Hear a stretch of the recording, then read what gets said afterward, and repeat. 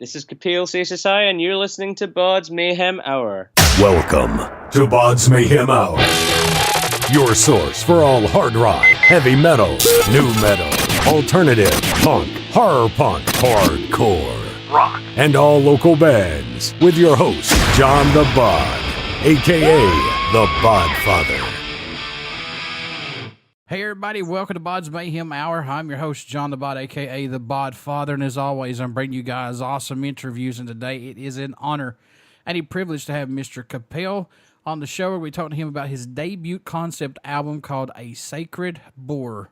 It's out September 14th via Liverpool-based label Loner Noise. So we're going to be talking to him about that. So Kapil, how's it going, my friend? It is going well. How are you? Doing awesome. Glad to have you on the show, man. Yeah. Thanks for asking me. It means a lot. Let's jump right into this. So what's impressed you the most about making this new album? What's caught your eye about it, if anything, man, that sticks out for you? I think what caught me out the most was realizing the extent to which it affected people who didn't live in India, because my whole life I was kind of told by relatives, by other people who probably sought to benefit from the caste system, I've been told that it's just a third world problem, that all of it's in the past, and that people don't suffer that way anymore. But then when I started to research, I found out that it's not just a thing that's happening in modern India, it's a thing that's happening in the modern life that people in diaspora face in the UK, in the US, in Canada, in Germany, in France, you name it. You know, caste oppression is there, but no one kind of talks about it, so it hides in plain sight. You know, when I was reading a lot about this, because I was going to have you on the show today, and going back and reading a lot of this, it blows my mind, like I told you before, on how much difference of a diversity it is from India to here on what you can do, what you can't do, and yeah, for sure. And the punishment, man, it's got to be absolutely insane, man.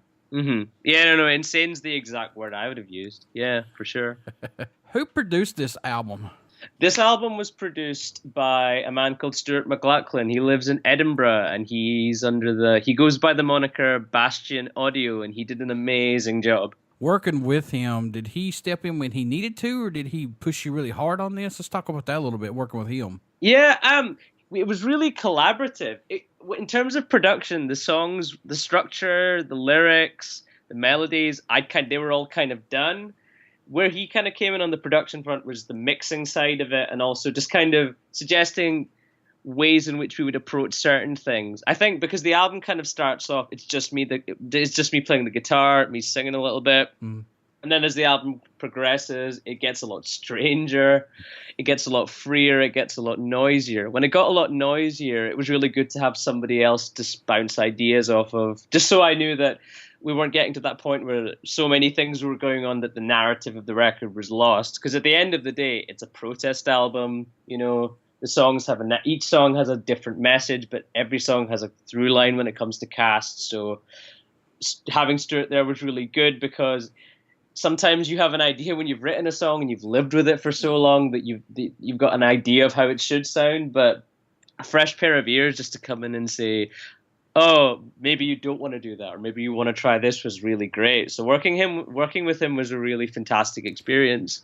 Can you see yourself working with him down the line or on the next project? Yeah, possibly? I've already asked him to work on the second record, and he's agreed. So I'm really excited. And that's a bonus for you, because you're working with somebody who gets you, who knows what you're looking for. Oh yeah, for sure. I mean, it's one of these things where we both come from the same DIY scene in Scotland, and I work as a DIY promoter as well, and I put on loads of bands that he's been in. He's come to see me play and play with other bands. He's seen me play alone, or he's seen me play solo loads. He's worked on my records. I've helped him book tour dates for his bands. You know, when you collaborate with people on so many different roles, you just get to know them, and you get an idea, you get a feel for who you'd like to work with. The reason I originally asked him to work on the record with me is he's in a band called Britney. They're like a really grindy noise rock band, and their guitar sounds are just incredible. Like, it's really funny when I watch them play with other bands, and all the other bands sound really cookie cutter and really identical. And then this band come on afterwards, and they just sound so like unique. No, like I'll link you to them on Facebook. I don't know how to describe what they do. It's like if the Locust and Tim and Eric had a baby or something. It's so eccentric, but so like musical and like tuneful at the same time. And I just heard their record and I went, the guitar sounds on this are incredible. Like, and I didn't think that like I'd be able to play guitar like that, like their records. I just thought maybe by osmosis my guitar sounds would sound better if we worked together. But to be brutally honest, like, I think I was right. I'm so happy with the way the guitars sound on this record, and it's in no small part due to the way that we've collaborated and the vision he has for the way guitars in particular should sound. He's not a guitar player as well, which is the most annoying thing about it. Imagine having that ear for an instrument but not actually playing it. I find that really, really frustrating. But you know, when you have those kind of people on side, it's an advantage at the end of the day. So what can you do? So yeah, having him on board was great, and we've already agreed to collaborate on the second record. So this is a concept album. Did you go into this thinking, I'm going to do a concept album, or did it just fall into place? It fell into place because I wrote the title track. I wrote the title track. I didn't end up releasing the title track until a long time after that. I played it live for a little bit, and I was working on it. I'd released a couple of EPs, and the EPs are okay. I'm happy that I worked through those ideas and I got them out there. But when I started working on this as a concept album of Caste, I stopped thinking about things in terms of just kind of musically progressive ideas and more like narratively progressive ideas. And I started to think, wouldn't it be nice if I put a narrative on a platform that wasn't being talked about? Because the more I looked into Caste, the more I realized that it's not being talked about, and that there are ways in which we can make narratives more apparent to people. And one of them is bringing them into popular culture. Like, actually, a great example is at the weekend I went to go see the new Spike Lee film's Black Klansman. Have you seen it? No, I have not. I'm not spoiling anything for you in it, but there's obviously it's about the KKK, and there's a bit where they watch the film about that film, like Birth of a Nation, that's kind of infamously got a horrible depiction of black people in it, but it's used in film school a lot because it's got a lot of its time really innovative film techniques. In that film, the guy mentions that this film, Birth of a Nation, it was so hateful in its rhetoric of racism and being anti-black that it rejuvenated the KKK. And this made me think, now, I mean, obviously I'd written the album by the time it's been released, by the time I saw this film, but it's that kind of idea that a film that's so hateful could inspire people to do something like reform the KKK after they'd, not been prominent for a long time when that film came out. But there's obviously a positive way to do that. What if you bring an issue that no one's talking about into public consciousness, and it stops being taboo and it stops being something that people are afraid to talk about? My favorite thing about this record, above everything that anybody said about it, my favorite thing is that loads of people come up to me and they say, I had no idea what Caste was until you talked about it and you sang about it. And they go home and they Google it and they realize it's this human rights crisis that's being horrifically underreported. And it shakes me that nobody really knew about it before me. But the fact that I'm getting people talking about it is really humbling. And I'm really happy that, if nothing, I've got that ball rolling. How long did it take to record this album, man? 18 months. That's a good little stint of time. Yeah, well, we did it in little sessions. Like, it wasn't just the next record. I know that we're definitely going to just do it in 2-3 sessions, because it's more of an ambitious work that's going to be written but I kind of kept changing this album as I was writing it. We would do 2 songs and then I would take a break, then I would come back to Stuart in a few weeks with more songs. But the narrative of the album was always set in stone. The structure of the songs was always there. It was more a case of were the sections of each song exactly as I wanted them to be. So we wrote them in little sessions that were spaced weeks and weeks and on a couple of occasions months apart across 18 months. But we got there. Any songs off this album that stand out more to you on it, if possible? I mean, I know these are picking your favorite guitars or drums or whatever, but are there any that stick out for you, Kapil? The title track for me, just because I always open with it when I play it live. And I think of the album as an essay. And if you read an essay, it's obviously got an opening paragraph or an abstract. And the opening paragraph of most academic essays or works tell you what the essay is about. The title track on the album essentially does do that. Through the lyrics, it tells you what this album's about, what issues I'm going to explore, what they're going to be about, and how I feel about them. It's almost like a little trailer for the rest of the album. So I'm really happy that with that song, I kind of feel like I've got the vibe of the album across narratively and musically. So that's probably my favorite of the songs on the album.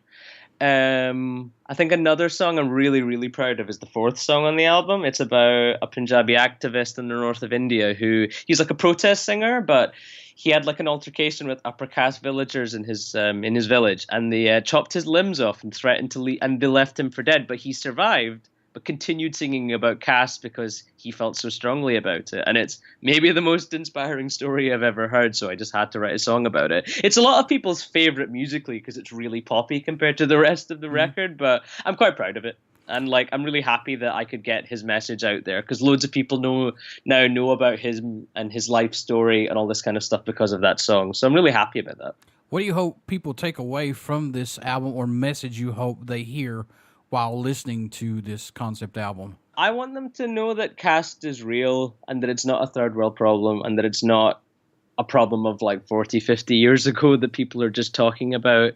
I also want people to know that there's nuance when you critique cultures. I feel like you can critique a religion without saying every element of that religion is bad or that all people who follow that religion are bad too. Because if people feel afraid of like racial tension in talking about issues within a community, say of like, South Asians in America, South Asians in the UK, etc., then whenever there are problems, they're going to have to just suffer in silence because they feel like it's a taboo or they're afraid. But with this album, I want them to know that that nuance is possible and that conversation can happen without the negative repercussions of fear, I think. How much growth musically have you seen yourself go through up to the release of this album, or has it just been more of a personal growth for you? Oh, both. I listened to my first two EPs. As soon as I finished the record, I listened to the first two EPs versus this one, and I'm so happy with the way it's come on. Not least because I'm collaborating with new people who maybe get my vision more, but I feel like I really, really pushed myself in terms of the techniques I was using to write music with, the way I played the guitar, the way I wrote lyrics. I really, really pushed myself out for this record, and I feel like I've at least progressed beyond the first two records, and I feel like I know where I'm going to go, and I've got a strong vision for where the second record's going to be just because of all the work I've done for this one. And it's like you go back and listen to the old ones compared to the new ones, you're like, oh God, what was I thinking? Oh my God. There's a reason I don't play those songs live much anymore. So it's not like I hate them or anything. It's just, do you know when you look at an old picture of yourself and you say, those were happy times, but I don't want to go back there. Some people love nostalgia. I'm less fussed about it. Some people go back to think about high school and think about being younger and drinking and partying. Whereas I just think of wanting things and never having the money, or really wanting to see bands but not being able to afford tickets. And now I've got the privilege to I really want to see that band. Oh, I'll just go and see them because I've got a job and stuff. It's nice. Yeah. So it's nice to kind of look back on stuff and go, cool, that's where I started. But it's nice to know that I've traveled from there to where I am now and that I know where I'm going next. It's a nice feeling. Do you do anything differently during your writing and recording process to maybe help keep your mind fresh and open to new stuff?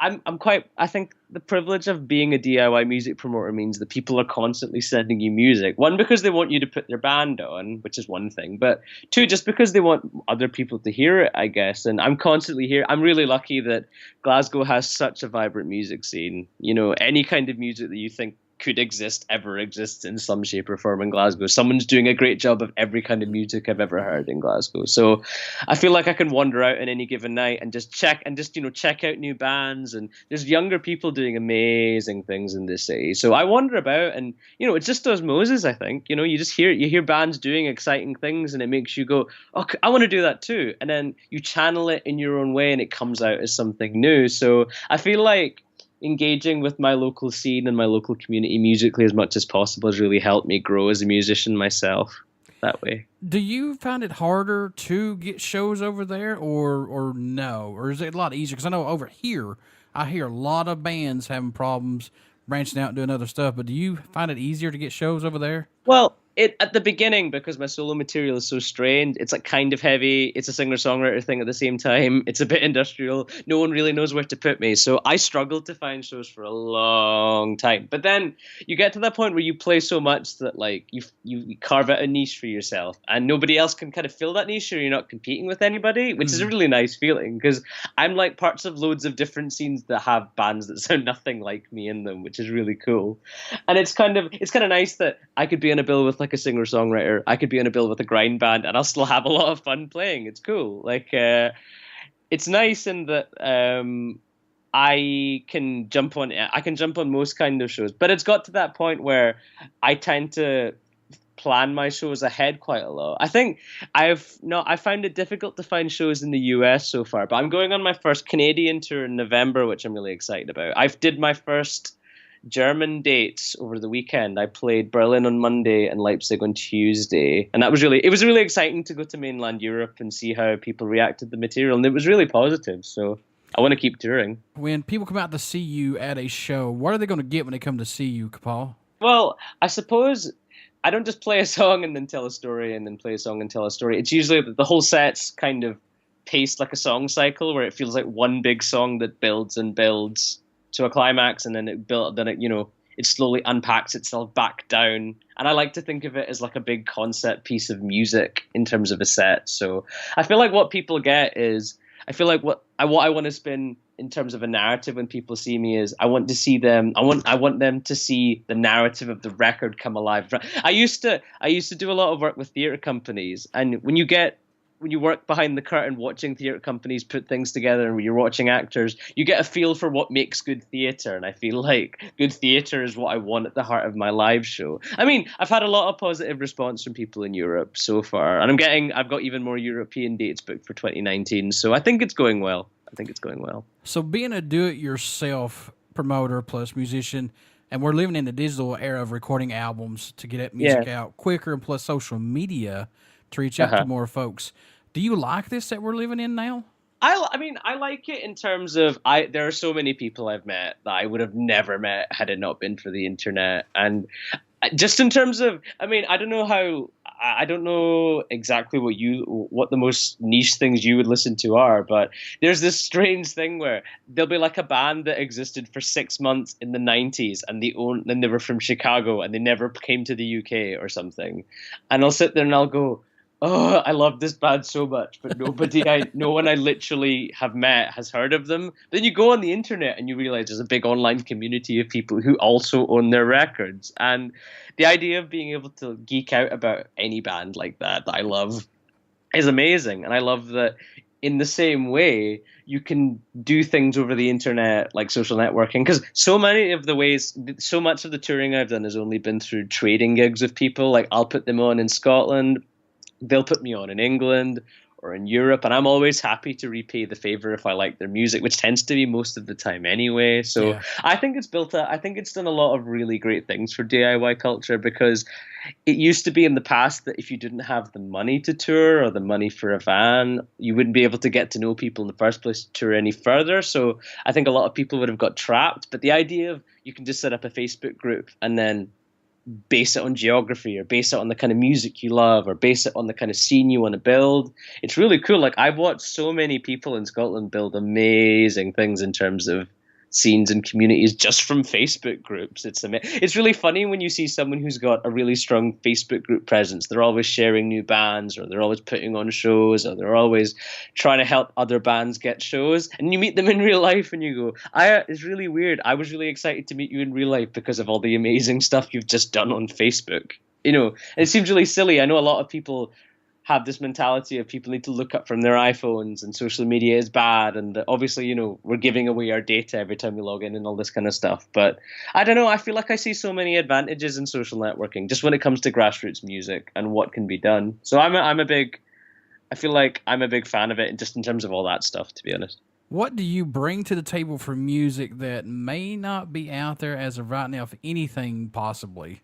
I feel like, I don't know, it's interesting because I get told all the time that even if they don't like my music, it's usually something they've not come across before.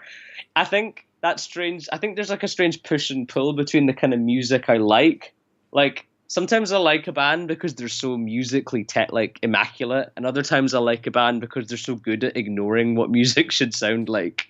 You know, like it sounds really dangerous because it's really amusical, and that they're playing like they're ignoring all the rules, but they know what they are. So I feel like what I bring is I'm bringing things. I'm bringing like a new context to certain kinds of music. There was a review I read of my own music recently that said I've never heard Indian classical music recontextualized with electronic elements and noise rock and stuff before. So I'd say that's a pretty good way of maybe thinking about it. I mean, I've never come across anyone recontextualizing classical Indian classical music with noise rock and industrial music yet. So if I had to put my flag down and say this is my contribution to that kind of music, that would be it, I think. So was it important to you to add Indian classical music on this for you, man, or no? Yeah. Well, no, it was a big part of it because I come from like a lineage of Indian classical musicians. I don't have any classical training myself, but my cousins are classical singers, and they used to tour hundreds of like cities a year just playing in churches and temples and things. And I grew up watching them get really, really good at what they did when it came to Indian classical music, and it was really inspiring. But I found them kind of untouchable in terms of like I didn't.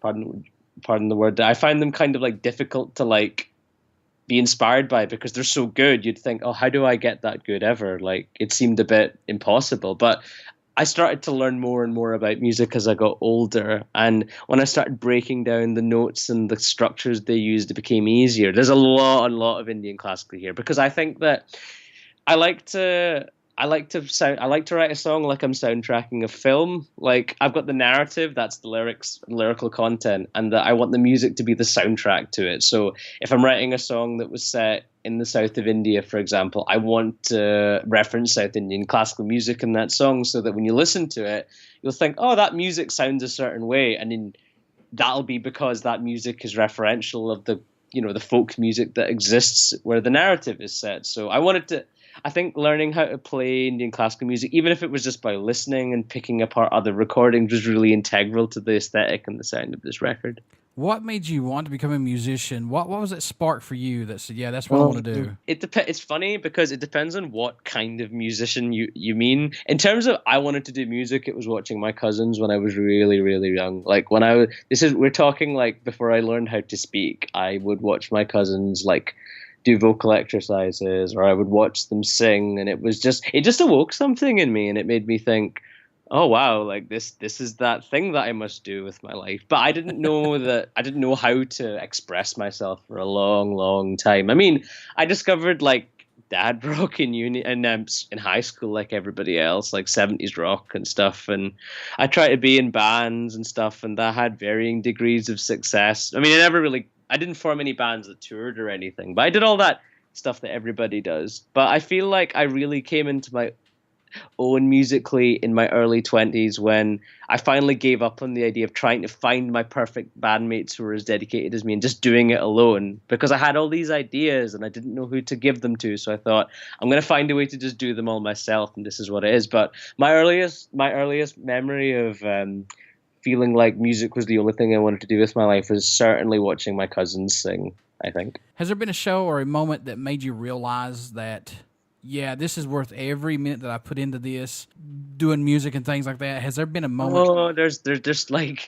Oh, there's so many. Oh my God. I can't even, no. Like, I'm such a big fan of watching bands. Like, some people, they put on shows because they want shows and they want the tour contacts. But I'm one of those people where, like, I like, it's nice getting tour contacts, but I just get so lost in a show if it's like an act I like. If I had to pick a moment that really changed me, it was when I went to Primavera Music Festival in 2011, and I really wanted to see Grinderman, Nick Cave's other band, and it clashed with this guy called Glenn Branca. I don't know if you're familiar with his music. No.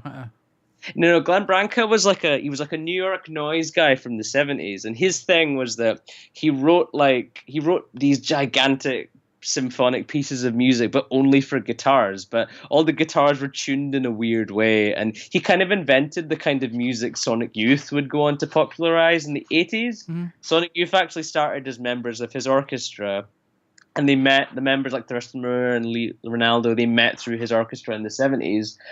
And Glenn Branca and Nick Cave, they clashed. So obviously Nick Cave is disproportionately popular, so everybody went to Nick Cave. But I went into Glenn Branca, and it was really funny because you go out and I go out to this field and the sun is out in the sky and everybody's in Nick Cave. There's maybe it's a massive field in Spain and there's maybe 40 people watching this guy. And Glenn Branca comes out and he's wearing this it looks like a Bugsy Malone pinstripe suit. It looks like it doesn't fit him. He looks like a cartoon character. He comes on, and then 10 people turn up behind him, and they all have guitars. And then Glenn Branca starts conducting them, and they start all playing these really dissonant, chords together. And it's, the most punk thing I've ever seen. And, I remember when they ended the performance, they ended it on this massive chord, and it was the most ugly yet beautiful thing I'd ever heard. And it just made me go, I want to do this. This is all I want to do. And it made me think the guitar was the way to do it as well. So I definitely think seeing Glenn Branca, know that he wasn't playing to very many people, but to still do as incredibly as he did that day made me really sit and take notice and go, yeah, I want to make dissonant music. I want to make guitar music. I want to make music that does these kind of things to people. If I could make somebody feel the way I did when I watched Glenn Branca, I would be happy, I think. Support-wise, is there a country or location that stands out or even shocks you that you get support from a lot, maybe? Yeah, for sure. I get support in I've obviously announced these Canadian dates, but what made me laugh is that I've already got a lot of support in Canada because Canada has a large South Asian population and a lot of people in Canada vibe with the message of the record already. It's weird. I've had a lot of positive responses from people who've never met me, who probably wouldn't have seen me play live because I've never toured in Canada before, but are really excited for me coming over. So it's cool that I'm reaching people not musically first, but narratively first. Someone's thinking, oh, wow, someone's written music for me, and I didn't know that existed. And that's a really great feeling to know that I've made people feel like that. So Canada's probably a place I would think of that surprised me as having support from. Folks, Kapil's concept album, A Sacred Boar, is out September the 14th via Liverpool-based label Loner Noise. It's streaming on Rolling Stone just now. Go out and check it out there as well on Rolling Stone's website, or Rolling Stone website, I should say. For folks that want to pick up this album, tour dates, keep in touch with you, how can they do that, man? Yeah, it's everywhere. All the tour dates are on Songkick now. So if you find me on Spotify, all the tour dates are there. All the tour dates are on Bandcamp too. They're on iTunes. And I've got my tour banners up on all my social media. So I'm touring the UK starting Friday. I just finished some German dates, and I'll be touring Canada from the 3rd of November to the 11th of November. Before I let you go, good sir, would you care to do a promo for my show? Yeah, for sure. This is Kapil Seshasayee, and you're listening to BODS Mayhem Hour. Everybody stick around. We got some great music coming up, and you only hear these interviews right here on BODS Mayhem Hour and BODS Mayhem Radio Network. Thank you so much, Kapil. I really appreciate it, dude. No, thanks so much for speaking to me. It means a whole lot that you're helping me get the message out. Glad to help out any way I can, my friend. Cool. Thanks so much. Now